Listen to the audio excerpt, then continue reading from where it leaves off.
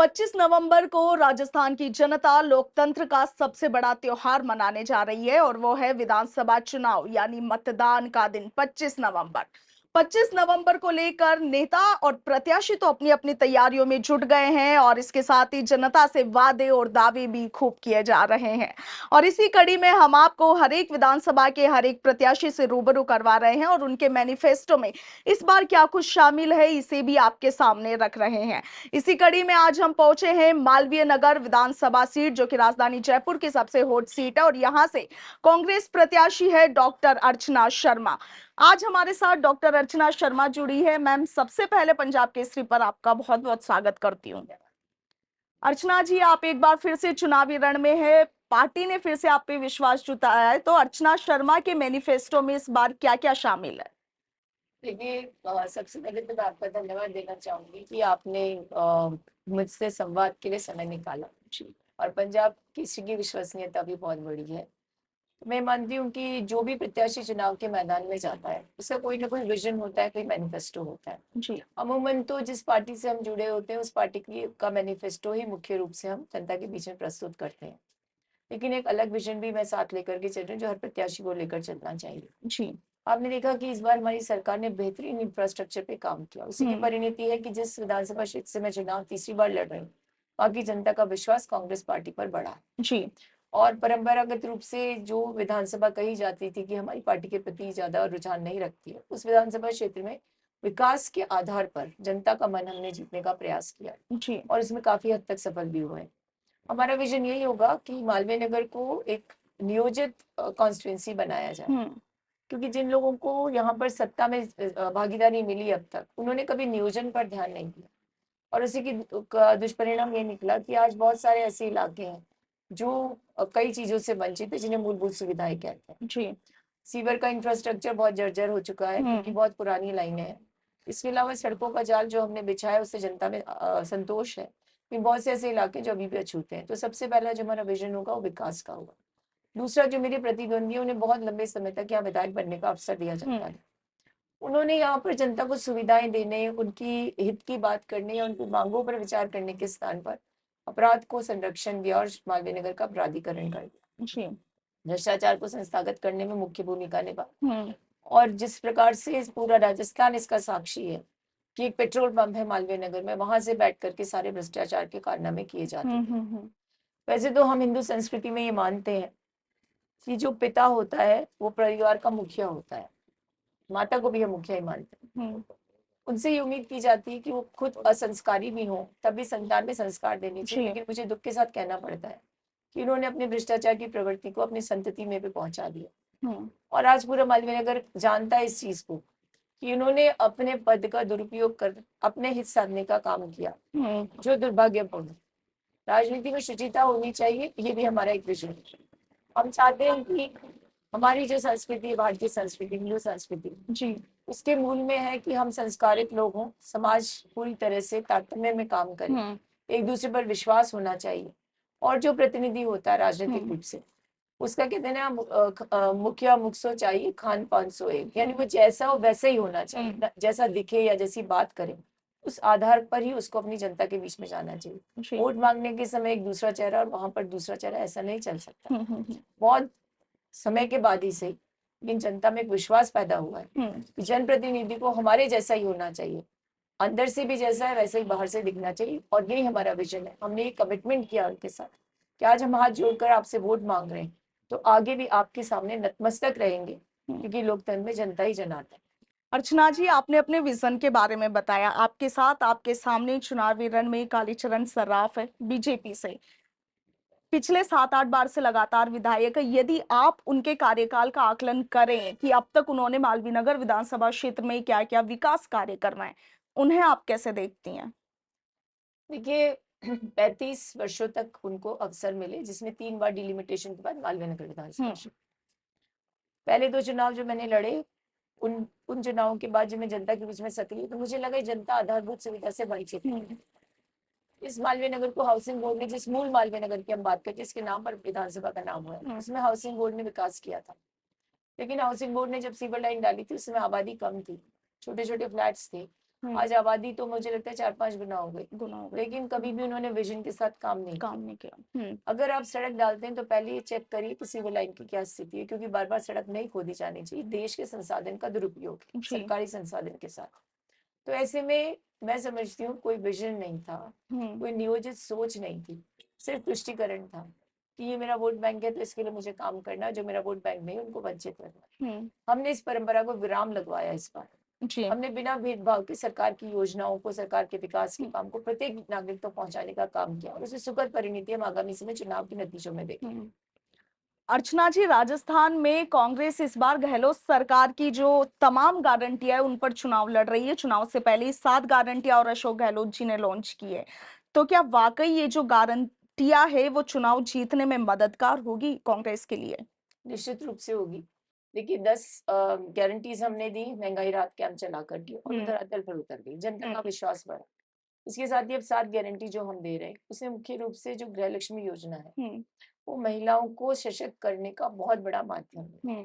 जहाँ एक तरफ मोदी सरकार सुसासी महंगाई एक जनता पर विरोपित कर रही, वहीं हमारी सरकार ने 100 यूनिट बिजली को मुफ्त करके और 200 यूनिट तक फिक्स चार्जेस को खत्म करके, इसके अलावा चिरंजीवी स्वास्थ्य बीमा योजना जो यूनिवर्सल हेल्थ स्कीम विश्व में कहीं देखने को नहीं मिलती, जिसने जनता अपने स्वास्थ्य की चिंताओं से मुक्त हो चुकी है। उसी प्रकार से model Mahatma Gandhi English medium schools खोले ताकि हर व्यक्ति की अप्रोच में इंग्लिश माध्यम स्कूल हो जाए। और ऐसी बेहतरीन योजनाएं भी ग्रामीण क्षेत्र में 2000 यूनिट और बिजली मुफ्त की, ताकि किसान की जो कर्जे की समस्या उससे भी उसको निजात मिल सके। ये सारी योजनाएं हमने धरातल पर उतारी। अब जो 7 गारंटियां हम दे रहे हैं वो तो इतनी बेहतरीन गारंटीज हैं कि हर व्यक्ति उसके प्रति आकर्षित है। 500 रुपए में हम सिलेंडर देंगे, 10,000 वो महिलाओं को हम एक मुश्त देने वाले हैं सालाना।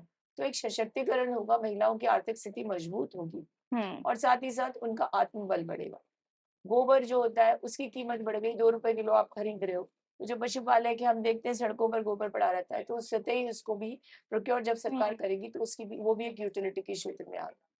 लैपटॉप देना, जैसे आप ग्रेजुएशन पे जाते हैं तो यानी शिक्षा का विस्तार करना और उसको आम जनता की पहुंच तक लाना, उसे आकर्षित करना, ये सारी चीजें जनता को समर्पित है। जो आम व्यक्ति की अप्रोच से बाहर था उससे संपन्न करना, ये हमारी गारंटीज है और जनता यही चाहती है कि लोक कल्याणकारी सरकार लोक हित में योजनाएं बनाए, उसे धरातल पर उतारे। जी, अर्चना जी, 2018 का चुनाव अगर हम देखें, वही खिलाड़ी वही मैदान इस बार भी है। पिछली बार आपने टफ फाइट कालीचरण जी को दी थी। मेरे ख्याल से तकरीबन 2-1 हजार वोट का सिर्फ अंतराल रहा था आप दोनों में। जी, तो इस बार क्या रणनीति है? इस बार क्या विजय पताका लहराएंगे आप?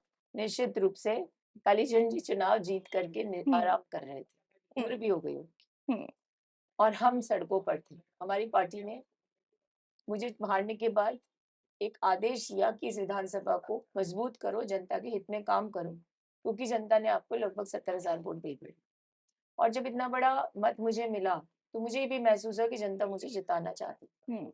हमने जनहित में सरकार की योजनाओं को जनता तक पहुंचाया, अनुशंसाएं की ताकि विकास हो सके और मुझे खुशी और गर्व होता है आपको बताते हुए कि लगभग 1500 करोड़ के काम इस विधानसभा क्षेत्र में हमारी सरकार ने करवाए। हर क्षेत्र में, चाहे पानी का, बिजली का, सड़क का, इतना बड़ा पैसा लगाना, जनता को समर्पित करना, ये मेरी सबसे बड़ी उपलब्धि और सरकार का सबसे बड़ा योगदान है। तो मतलब अर्चना जी इस बार पूरे जोश और उमंग के साथ चुनावी रण में तैयार देखिए, है। चुनाव लड़ने के लिए और चुनाव जीतने के लिए मल्टी स्ट्रैटेजी पर काम करना पड़ता है और इसके लिए सबसे पहले आपको जनता के लिए उपलब्ध होना आवश्यक है और ये मैंने सुनिश्चित किया चुनाव हारने के बाद कोविड काल में के दौरान से ही कि हम जनता के हित की बात करें, उनके बीच में रहें, उनके सुख दुख के भागीदार बने।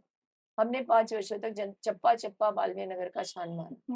हम जनता से मिले, उनकी समस्याओं का आकलन किया, खुद जनता ने नहीं बताया तब भी उसका अंदाजा हमें हुआ और उसकी परिणति ये हुई कि हमने सड़कों के मामले में इस मालवीय नगर को परिपूरित कर दिया है और मैं ये मान करके चलती हूँ कि जनता भी ये जानती है कि हम उनके सुख दुख के भागीदार रहे। मैं लोगों को चेहरे से पहचानने लग गई, वो मुझे पहचानने लगे। महिलाओं के बीच में हमने इंटरेक्शन बढ़ाए। हमारी पार्टी ने बहुत महत्वपूर्ण हमें एक प्लान दिया, वो था हाथ से हाथ जोड़ो अभियान, जो राहुल गांधी जी की भारत जोड़ो यात्रा का ही एक तरह से रेप्लिका था।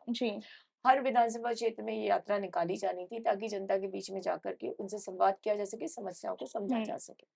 इसको मैंने एक स्वर्णिम अवसर के रूप में आत्मसात किया और हम 26 जनवरी से लेकर 26 मार्च तक हमने 57 दिन में पूरे मालवीय नगर विधानसभा क्षेत्र की यात्रा पूरी की। यानी 26 वार्ड में हमने 57 दिन में ये कार्य पूर्ण कर दिया। उस दौरान हमें बहुत बड़ा समर्थन आम जन का मिला, क्योंकि हम काम कर चुके थे, हमारी सरकार काम कर रही थी। उसके बाद हमने एक विकास यात्रा और निकाली, तो जनता को लगा कि ये मैदान छोड़ने वाले नहीं। और आज भी मैं कैंपेन जैसे एक स्थानीय निकाय का प्रतिनिधि करता है, उस प्रकार से कैंपेन कर रही हूँ, डोर टू डोर जा रही हूँ। संख्या तो एक साथ बहुत बड़ी लेकर जाते हैं, लेकिन लोग जी। थक जाते हैं, पर मेरे जाबाज साथी नहीं थकते। आज भी हमने ये मान करके चलिए 8,000 लोगों से संपर्क किया सवेरे। सवेरे 7 बजे से हम चले और 11 बजे तक हमने एक वार्ड पूरा किया। जी। तो ये जो प्रक्रिया होती है, जनता का दिल जीतना, उनके विश्वास को कायम रखने की प्रक्रिया है। ये मल्टी स्ट्रैटेजी का वो पार्ट है जिसमें जनता को ये विश्वास होता है कि जनप्रतिनिधि सिर्फ चुनाव के दिन वोट मांगने नहीं आएगा, बाद में भी हमारे बीच में रहेगा। एक परिवर्तन महसूस कर रही हूँ मैं खुद, आत्मविश्वास से परिपूरित हो रही हूँ, क्योंकि जनता मुझे बहुत प्रेम दे रही है, बहुत अनुराग दे रही है, बहुत बड़ा विश्वास दे रही है, और मुझे पूरा भरोसा है इस बार भारी मतों से यहाँ से कांग्रेस की सीट निकलेगी। अर्चना जी, बहुत अच्छी बात आपने अभी अपने इस पूरे कॉन्वर्सेशन के दौरान कही कि हर हार कुछ ना कुछ सिखाती है और हर बार मजबूती से खड़ा होने का एक पैगाम लेकर आती है। आपकी बात बिल्कुल सही है, आप एक महिला प्रत्याशी है। तो आपसे मेरा एक सवाल बनता है कि महिला प्रत्याशी, महिला जनप्रतिनिधि होने के नाते खुद के सामने क्या चुनौती और क्या संभावनाएं आप देखती हैं? देखिए, मैं एक सौभाग्यशाली महिला राजनेता हूँ, जी। जिसने कभी, जो लोग कहते हैं ना राजनीति में बहुत सी कठिनाई होती है, देखिए हर क्षेत्र में होती, हुँ, लेकिन मेरी पार्टी ने मुझे बहुत कुछ दिया। मुझे पार्षद बनवाया 2 बार, उसके बाद मेरी पार्टी ने मुझे अपना प्रवक्ता बनाकर अपनी पार्टी का फेस बनाया। जी। मेरी पहचान राज्य स्तर पर ही नहीं, पूरे प्रदेश स्तर पर हो गई। उसके बाद मुझे ज़रूर एक ऐसे विधानसभा में उतारा जो बहुत आसान नहीं, हुँ, लेकिन दूसरी बार जब मैं चंद मतों से हारी तो मेरे विश्वास को टूटने नहीं। हुँ, और इस बार जब आपने देखा कि लोग ये कह रहे थे 2 बार हारे हुए व्यक्ति को टिकट नहीं मिला, तब भी पार्टी ने मुझे घर बैठे टिकट दिया, इस विश्वास के साथ कि मैं काम कर रही हूँ, तो इस बार मैं अपना पूरा कह सकती हूँ सब कुछ सर्वोच्च जनता के प्रति हुँ, एक तरह से समर्पित करके मैं इस सीट को निकालने का काम करूँगी, ये विश्वास मेरी पार्टी को है। हुँ, तो एक महिला जनप्रतिनिधि के लिए चुनौतियाँ तो बहुत होती हैं, हर महिला के लिए होती जी, हैं। राजनीति बहुत कठिन क्षेत्र है, बहुत बिल्कुल। कठिन डगर। हुँ, इस जगह पे आप चल चल रहे हो, ये आपके लिए महिला पुरुष का भेद नहीं करता। हुँ, अगर आप महिला हो तो भी आपको पुरुष जैसा काम करना पड़ेगा। हुँ, जैसे एक प्रवक्ता को तलवार की धार पर चलना होता है चलना हो। प्रतिदिन, हुँ, वैसे ही राजनीति में भी आपको प्रतिदिन संघर्ष करना होता है 24/7। हुँ, और जो ये नहीं समझेंगे, वो राजनीति का हिस्सा नहीं बन सकते। आज यदि मालवीय नगर की रवायत बदली है, जनता का विश्वास कायम हुआ है, तो उसका कारण है कि हमने जन सेवा में अपने दिन को नहीं देखा, रात को नहीं देखा, कोविड काल को नहीं देखा, और हम जनता के बीच में मौजूद रहे। हाँ, ये बात भी सही है कि भ्रम फैलाने वाले भी हैं, हुँ, और इंसान का मस्तिष्क ऐसा है कि अपना आकलन अपने आप करता है। जी, लेकिन समग्र रूप से देखते हैं तो परिश्रम को अच्छा फल हमेशा मिलता है। हुँ, और कहा है ना कि मेहनत करने वाले की हार हार नहीं नहीं होती। और जिन्होंने कभी मेहनत नहीं की, हुँ, विचारधारा के नाम पर, या यूँ कह सकते हैं कि किसी आधार पर वोट अर्जित किए, हुँ। उनको अब घर बैठाने का समय आ गया और जनता ने सुनिश्चित करने का मानस बना। अर्चना जी, आप एक पॉलिटिशियन हैं, एक प्रतिष्ठित परिवार की बहू भी है, बच्चों की आप माँ भी हैं। सार्वजनिक जीवन और पर्सनल लाइफ को कैसे बैलेंस करते हैं आप ये सब? देखिए जो सार्वजनिक जीवन में जो भी व्यक्ति होता है ना, उसको थोड़ा बहुत समय अपने निजी जीवन से निकालना ही पड़ता है। हुँ, और उनके लिए त्योहार जो है वो जनता होती है, उसके पीछे मनाना हुँ, होता है। तो सार्वजनिक जीवन का तात्पर्य ये है कि आपका निजी जीवन तो गौण हो जाता है और सार्वजनिक जीवन उस पर हावी हो जाता है। हुँ, लेकिन मैं देख रही हूँ कि आजकल कॉर्पोरेट में महिलाएं काम करती हैं, उनके भी आवर्स कोई लिमिटेड नहीं है, जी, उनको भी बहुत सारा काम करना पड़ता है। हुँ, तो बैठ जाता है तारतम्य, परिवार भी समझने लगता है, बच्चे भी समझने लगते हैं। लेकिन फिर भी एक महिला होने के नाते मैं कह सकती हूँ, आपके हृदय के कोर में, यानी आपके हार्ट के कोर में हुँ। हमेशा परिवार और बच्चे वहाँ पर रहते हैं। उनकी चिंता, उनके ऊपर, उनके बारे में सोचना, ये तो सततता के साथ जारी रहता है। उसको साथ लेकर के जब आप काम करते हो तो मुझे लगता है कोई दुविधा नहीं। जी। अर्चना जी, एक सवाल और ये कि भाजपा और कांग्रेस की यदि रणनीति में फ़र्क जानना चाहें, तो वो आम जनता कैसे तय करे जिन्हें इसके बारे में ज़्यादा पता नहीं होता या ज़्यादा नॉलेज नहीं होती? हम कह सकते हैं कि कई लोगों को राजनीति के बारे में ज़्यादा कुछ पता नहीं होता। तो भाजपा और कांग्रेस की रणनीति में क्या फ़र्क है, ये जनता कैसे तय करे? देखिए मेरी जनता से एक ही अपील है हुँ, कि आजकल क्या हो गया ना कि ये इकोनॉमी भी हो गई ऐसी, जिसे इंस्टेंट कहते हैं। हर चीज़ इंस्टेंट होता जा रहा है। हुँ, और हर व्यक्ति जो है विगत के बारे में ज्यादा विचार नहीं करता, जी। और हम भी उस एज में, मिडिल एज जिसको कहते हैं, हम्म, हम लोग भी बहुत ज्यादा अपने इतिहास के बारे में नहीं जानते, हम्म, लेकिन इतना जरूर जानते हैं कि विगत के आधार पर ही भविष्य सुनिश्चित होता है। तो जो लोग कांग्रेस और बीजेपी की विचारधारा में भेद करके और उसकी पोलराइजेशन की बात करते हैं, उन्हें एक बात समझनी होगी हम्म, कि इस देश के निर्माण में कांग्रेस का सबसे बड़ा योगदान है। जी। चाहे स्वतंत्रता आंदोलन की बात हो, चाहे हम्म, संविधान निर्माण की बात हो, हम्म, या लोकतांत्रिक मूल्यों के संस्थापन की बात हो, ये कांग्रेस पार्टी ने किया। ये बात ठीक है कि अगर कांग्रेस पार्टी ये सब नहीं करती तो शायद भारतीय जनता पार्टी का उद्भव भी नहीं हो पाता। हम्म, आप हो सकता है एक इतर विचारधारा के साथ चल रहे हो, जी। लेकिन इतना जरूर समझना पड़ेगा कि जो अपने आप को भारतीय संस्कृति के ध्वजवाहक के रूप में स्थापित करना चाहते हैं, हम्म, उनको ये तो पता होना चाहिए, शास्त्रों की ज्ञाता जो अपने आप को बताते हैं, कि हम अपने पूर्वजों को, अपने विगत को कलंकित बताकर हम्म, अपने स्वर्णिम भविष्य की परिकल्पना तो कर सकते हैं, लेकिन निर्माण नहीं कर सकते। हम्म, तो हम अपने पितरों को क्यों पूछते हैं? क्योंकि हमारी उनके प्रति श्रद्धा है। जी। तो कांग्रेस पार्टी ने आधार बनाया, उस पर कंगूरे खड़े हुए। हम्म, तो जिस आधार को आप कलंकित बताना चाहते हो, जिस विचारधारा को प्रश्न खड़ा करना चाहते हो और अपनी विचारधारा को स्वर्णिम बताना चाहते हो, वो वैसी है जैसे पीतल होता है। सोना जो है ना, वो धरातल में ही है, नींव में है, और उस नींव को पूजना बेहद आवश्यक है। ये बात ठीक है कि लोकतंत्र में प्रतिस्पर्धा होती है विचारधाराओं के आधार पर, लेकिन अगर विचारधाराओं के आधार पर प्रतिस्पर्धा में हम दूसरी विचारधाराओं को बिल्कुल इस तरह से कर देंगे कि उसका कोई आधार नहीं है, हम्म, उसका देश में कोई योगदान नहीं है, तो युवा पीढ़ी को आवश्यकता है कि थोड़ा सा इतिहास को पढ़ ले, इस चीज को जान ले। अगर आप अपने माता पिता का सम्मान करते हो, तो फिर आप देश की उस विचारधारा वाली पार्टी का असम्मान कभी नहीं कर सकते, क्योंकि हम्म, वो इस देश के निर्माण की, लोकतंत्र की जननी रही। जी।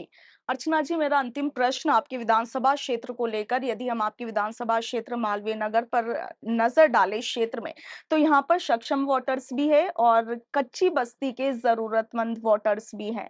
दोनों ही तबकों का जनप्रतिनिधि बनना एक बड़ी चुनौती है। कैसे बैलेंस करेंगी? क्या एजेंडा है?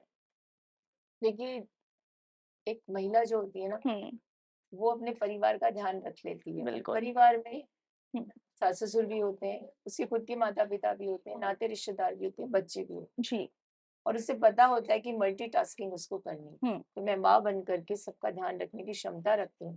मुझे किसी का कोई भेद नहीं करना है। हम्म, मैंने पार्टी कार्डर से, मैं जो राइजिंग थ्रू रैंक्स आई हूँ, मुझे पता है कि हम्म, सबका सम्मान करना चाहिए। सबकी अलग अलग रुचि होती है। परिवार में एक व्यक्ति को ऐसा खाना पसंद है, दूसरे को वैसा पसंद है। वैसा। तो एक महिला जानती है कि कैसे तारतम्य बिठाना है। हम्म, कच्ची बस्ती में ज्यादा संबल वाले लोग नहीं है, हाँ। पॉश इलाकों में बहुत सक्षम लोग हैं। ये सबकी कोई ना कोई परेशानी या समस्या होती है। हम्म, हर किसी को निदान की दरकार होती है, और प्रतिनिधि बनना है तो उसे समझना आना चाहिए, हम्म, और उसके समाधान करने की क्षमता होनी चाहिए, और साफ गोई से ये भी बताना आना चाहिए कि आपकी अमुक अमुक मांग हो सकता है उचित हो, लेकिन मैं नहीं कर पा रही हूँ, तो इसका क्या कारण है। एक हम्म, ईमानदार राजनीति के लिए आवश्यक है कि अब मालवीय नगर की जनता भ्रष्टाचार को एकदम खत्म करे, उसके हम्म, समर्थक को घर बैठाने का काम करे, वैसे भी उनकी उम्र हो चुकी है, और अब उस महिला को आगे लाने का काम करे। तो समर्पित होकर के काम करना चाहती है, क्योंकि मेरे खून में, मेरे रगों में उस व्यक्ति का खून है जिसने पाकिस्तान और चाइना से युद्ध लड़ा, और बाद में भारतीय पुलिस सेवा के अधिकारी बन करके अपनी हम्म, बेटी की परवरिश की ईमानदारी के साथ, और पूरे परिवार को वो संस्कार दिए जिसके आधार पर आज भी हमारी पहचान होती है। और मैं खुशनसीब महिला हूँ, मैं दिवंगत, या यूँ कह सकते हैं ब्रह्मलीन आचार्य धर्मेंद्र जी महाराज की बहू हूँ। उनके संस्कार भी मुझे उतने ही समाहित है जितने मेरे पिता ने मुझे पैदा करके दिए। क्या बात है। डॉक्टर अर्चना शर्मा को आपने सुना। राजधानी जयपुर की हॉट सीट मालवीय नगर विधानसभा क्षेत्र से ये इस बार कांग्रेस प्रत्याशी है। इस सीट पर पिछले 7-8 बार से लगातार बीजेपी से कालीचरण सराफ जीत दर्ज करते आए हैं और पिछले बार का यानी 2018 का चुनाव देखें तो अर्चना शर्मा ने भी उन्हें टफ फाइट दी थी, यानी कि दोनों प्रत्याशियों के बीच में अंतराल बहुत कम था। इस बार अर्चना जी का कहना है कि वो पूरे जोश और उमंग के साथ एक बार फिर से तैयार और इस बार जीत की विजय पताका लहराने को भी ये तैयार है। अर्चना शर्मा जी के दावे और वादे जो कि अपने मैनिफेस्टो में लाने वाली है, इनसे हमने आपको रूबरू करवाया। आपका इन पर क्या कुछ कहना है कमेंट सेक्शन में जरूर बताएं। फिलहाल के लिए इतना ही। मैं आपके साथ इशिका जैन, मेरे दो सहयोगियों कृष्ण कुमार शर्मा और दीपक शर्मा के साथ पंजाब केसरी, राजस्थान।